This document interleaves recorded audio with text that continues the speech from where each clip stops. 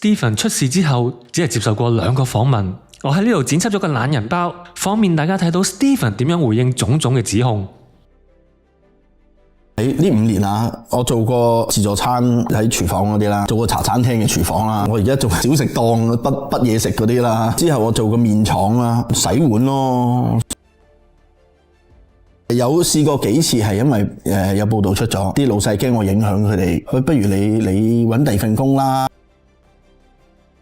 大家一聽到張之恒呢個名就哇，嗰個渣男啊！其實我揾好多工作，好多時候都唔肯請我。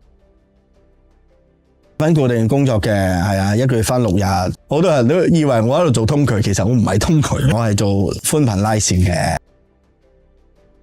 未出事之前已經養緊嘅，養咗4-5年嘅，再加上到而家都養咗成9年啦，唔通我因為出咗事我就抌晒佢哋走，係咪先？我住劏房我都要養埋佢哋啦。門我都睇過啦，問過啦，但係都係申請唔到。我都同佢講，我話你覺得呢一啲令到我哋屋企有壓力嘅報道，如果你覺得你咁樣可以抒發到壓力嘅，咁你咪去做咯。我點都唔會選擇離婚嘅。如果要離，一早就離咗啦，大佬。咁多嘢發生，咁多新聞，可唔可以唔好話啦？咁但係我就怕俾人鬧，一走了之。即係呢一樣嘢係一直都好想道歉嘅。